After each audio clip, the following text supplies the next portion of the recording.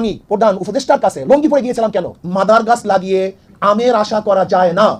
আজকে কোন খাতের কথা বলবেন, কোন সেকশনের কথা বলবেন? বিগত 15 বছরে বাংলাদেশের বিভিন্ন ইস্যুতে ভারতের অযাচিত হস্তক্ষেপ ও ভারতের কর্তৃত্ববাদী আচরণের ফলে বাংলাদেশিদের মধ্যে ভারত বিরোধিতা জোরালো হয়।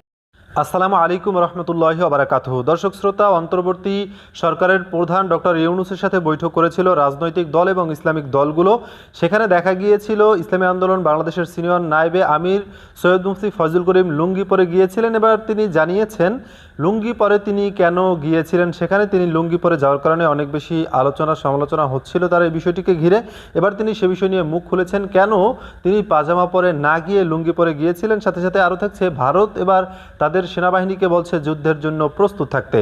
দর্শক, মূল ভিডিও শুরু করব তার আগে শুরু করে একটা কথা বলতে চাই, আপনি যদি এই ধরনের আপডেট নিউজগুলো সবার আগে পেতে চান অবশ্যই চ্যানেলটি সাবস্ক্রাইব করে রাখবেন। দর্শক, প্রথমেই দেখে আসবো মুফতি ফয়জুল করিম কি বলছেন। আমি প্রধান উপদেষ্টার কাছে লঙ্গি পরে গিয়েছিলাম কেন? মাদার গাছ লাগিয়ে আমের আশা করা যায় না। আজকে কোন খাতের কথা বলবেন, কোন সেকশনের কথা বলবেন? সব জায়গায় তো দুর্নীতি, সবাই তো দুর্নীতিবাজ। শিক্ষকরা দুর্নীতিবাজ, বিচারকরা দুর্নীতিবাজ, প্রশাসকরা দুর্নীতিবাজ, অর্থনীতিবিদরা দুর্নীতিবাজ, যারা ব্যবসায়ী তারা দুর্নীতিবাজ। আপনি কোন জায়গায় ঔষধ লাগাবেন আমাকে বলুন তো? ঔষধটা দিবেন কোন জায়গায়? আজকে আমাদের গভর্নর, বর্তমান গভর্নর বললেন গোটা দুনিয়ার মধ্যে ব্যাংক লুটপাট করার এই ইতিহাস আর কেউ কোনোদিন দেখেনি। কিভাবে করছে? আমি সেদিনও শুনলাম এক ব্যাংকের ডাইরেক্টর থেকে যে সালন কোম্পানি এক ব্যাংকের থেকে 200 কোটি টাকা ঋণ নিয়েছে, আর এক ব্যাংকে দিছে, সেখান থেকে 500 কোটি টাকা ঋণ নিয়েছে। মানি গেম সরকারের সামনে, সবাই দেখছে, কেউ কিছু বলে নাই, কোনো সাংবাদিক বলে নাই, কেউ কোনো কথা বলে নাই। সবাই ক্ষমতার পাগল, নীতি আদর্শ পাগল কেউ না। আমরা বিশ্বাস করি মাদার গাছ লাগিয়ে আমের আশা করা যায় না। চরিত্রহীন, ডাকাত, বদমাশ এবং নীতিভ্রষ্ট মানুষের মাধ্যমে এ দেশ চালালে কোনোদিন দেশ শান্তি হবে না। আজকে দেখবেন আমাদের বাংলাদেশ, আমরা বলি গরিব গরিব গরিব গরিব, অথচ আমাদের ডিসিদের কত খরচ হয় দেখেন। দেখুন ডিসির পিছনে বাংলাদেশ কত টাকা খরচ করে, একজন এসপির পিছনে বাংলাদেশ কত টাকা খরচ করে, একজন সচিবের পিছনে কত টাকা খরচ করে। আমাকে বলুন, যে বাংলাদেশ আমরা বলি গরিব রাষ্ট্র, সেই রাষ্ট্রের একজন আমলা কর্মচারী যদি হাইফাই গাড়িতে চলে তাহলে অবস্থাটা কি হয় আমাকে বলুন তো? ওরাই তো চোর, ওরাই তো ডাকাত, ওদেরকে আমরা সেই মানে নিয়ে এসছি। আপনি জানেন যশোরের বাংলুরের অবস্থা দেখেন, যশোরের ডিসির যে বাংলুরটা আছে সেখানে কত একর জমি আছে জানেন আপনি? কত একর জমি সেখানে, একটা মনে হয় যে কান্ট্রি, একটা রাজত্ব। সে মানুষ মনে করে না, এই অফিসার, এই গার্ড, এই সেই, সে মনে করে মানুষ না। এর জন্য আমি প্রধান উপদেষ্টার কাছে লঙ্গি পরে গিয়েছিলাম কেন? এই সংস্কৃতি পরিবর্তন করুন, যে ভাব ভূপ পরিবর্তন করুন। আমরা গাড়ি দেখলেই মনে হয় যেন এইটা হয়ে গেছি, পোশাক দেখলেই মনে হয় এইটা হয়ে গেছি। পোশাক বাদ দেন, আল্লামা রুমি বলছিল আমি হাজারো পোশাক দেখেছি যার মধ্যে মানুষ নেই, আর হাজারো মানুষ দেখেছি যার মধ্যে পোশাক নেই। আমরা সম্পূর্ণ আর্টিফিশিয়াল হয়ে গেছি, আমাদের মূল লক্ষ্য উদ্দেশ্য তো অনেক দূরে চলে গেছে। আজকে বাজেটের বেশি চলে যায় কোথায় দেখেন তো? জনগণের কল্যাণে বেশি যায় না প্রশাসনকে পালার জন্য বেশি যায়? আমাকে দেখান আপনি। আজকে শিক্ষা খাতের বাজেট কোথায়? আজকে চিকিৎসা খাতের বাজেট কোথায়? আজকে অন্ন, বস্ত্র, বাসস্থানের বাজেট কোথায়? আর দেখেন আর্মিদের বাজেট কত, দেখুন আজকে প্রশাসনের বাজেট কত, চুরি কত, ডাকাতি কত। এগুলি পরিবর্তন করতে হবে। মনে করতে হয় প্রত্যেকটা প্রশাসনের লোক এদেশের কর্মচারী, তারা চাকুরিজীবী। চাকুর মানে চাকুরগিরি করে যে জীবিকা নির্বাহ করে তার নাম চাকরিজীবী। আইনজীবী যে আইন ব্যবসা করে জীবিকা নির্বাহ করে তা আইনজীবী। বুদ্ধিজীবী যে বুদ্ধি বিক্রি করে নিজের পেটটাকে চালায় সে হলো বুদ্ধিজীবী। আর চাকুরিজীবী যে চাকরগিরি করে জীবিকা নির্বাহ করে সে হলো চাকরিজীবী। কাজে আমরা জনগণ মালিক, সমস্ত রাষ্ট্রের যারা কর্মচারী তারা আমাদের গোলাম, আমাদের অধীনস্থ, আমাদের চাকর। কিন্তু তাদের ভাব দিয়েছে কি এখন জনগণ হয়ে গেছে গোলাম, আর যারা আমাদের কর্মচারী তারা হয়ে গেছে মালিক। এটা হবে কেন?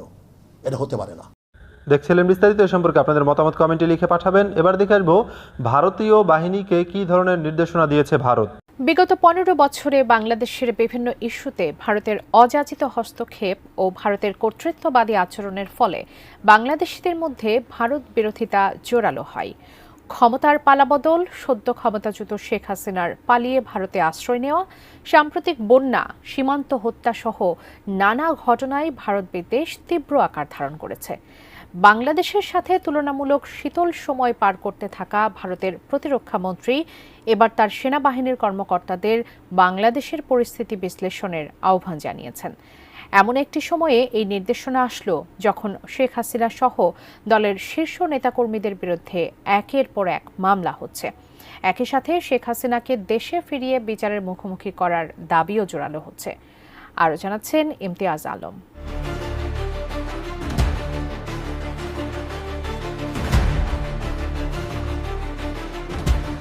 সেনাবাহিনীর কর্মকর্তাদের বাংলাদেশের পরিস্থিতি বিশ্লেষণের আহ্বান জানিয়েছেন ভারতের কেন্দ্রীয় প্রতিরক্ষা মন্ত্রী রাজনাথ সিং। এছাড়া রাশিয়া, ইউক্রেন ও হামাস ইসরায়েল যুদ্ধ থেকেও তাদের শিক্ষা নিতে বলেছেন তিনি। ৫ সেপ্টেম্বর বৃহস্পতিবার লখনৌতে জয়েন্ট কমান্ডার কনফারেন্সের শেষ দিনে এমন বক্তব্য দেন রাজনাথ সিং। ভারতীয় প্রতিরক্ষা মন্ত্রণালয় এক বিবৃতিতে জানিয়েছে, রাজনাথ প্রতিরক্ষা মন্ত্রী সেনাবাহিনীর কর্মকর্তাদের বলেছেন, এসব ঘটনা বিশ্লেষণ করুন, ভবিষ্যতে ভারত কী ধরনের সমস্যায় পড়তে পারে সেটি নিরূপণের চেষ্টা করুন এবং অপ্রত্যাশিত যে কোনো কিছুর মোকাবেলায় প্রস্তুত থাকুন।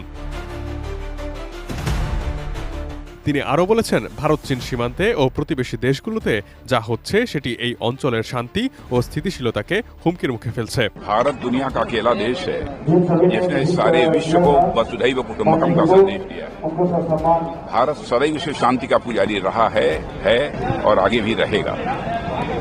लेकिन आज जैसी वैश्विक परिस्थितियां हैं उनको देखते हुए मैंने यही सारे अपने आर्मी कमांडर्स को मैंने कहा था कि विश्व में शांति की स्थापना के लिए और स्वयं भारत में भी शांति की स्थापना के लिए सदैव हम लोगों को युद्ध के लिए तत्पर रहना चाहिए, तैयार रहना चाहिए।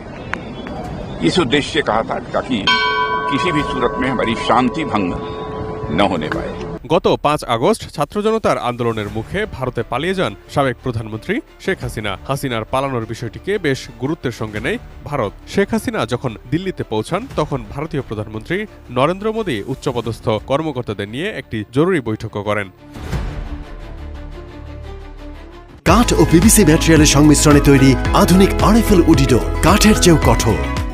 দক্ষিণ এশিয়ায় ভারতের সবচেয়ে বড় মিত্র ছিলেন শেখ হাসিনা। তার আমলে বাংলাদেশ ও ভারতের মধ্যে বেশ কয়েকটি চুক্তি হয়েছে। এছাড়া নেওয়া হয়েছিল বড় বড় প্রকল্প। যখন শেখ হাসিনার পতন হয় তখন এসব প্রকল্প নিয়ে চিন্তায় পড়ে যায় দেশটি। তবে এখন অন্তর্বর্তীকালীন সরকারের প্রধান উপদেষ্টা ডক্টর মোহাম্মদ ইউনূসের নেতৃত্বাধীন সরকারের সঙ্গে কাজ করে যাওয়ার ঘোষণা দিয়েছে নয়াদিল্লি।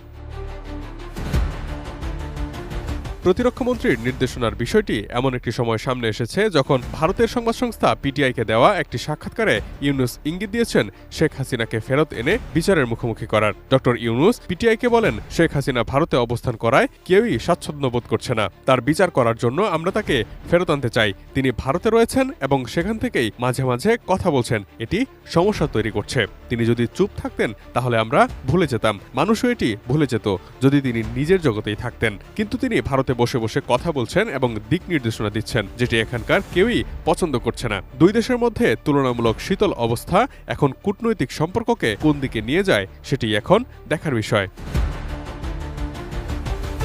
দর্শক দেখছিলেন বিস্তারিত। এই সম্পর্কে আপনাদের মতামত কমেন্টে লিখে পাঠাবেন। ভিডিও ভালো লাগলে চ্যানেলটি সাবস্ক্রাইব করতে ভুলবেন না। এবারের মতো এখানেই বিদায় নিচ্ছি। শীঘ্রই দেখা হবে নতুন কোনো ভিডিও নিয়ে। ততক্ষণ সকলে ভালো থাকুন, সুস্থ থাকুন। আসসালামু আলাইকুম রহমতুল্লাহি ওয়া বারাকাতুহু।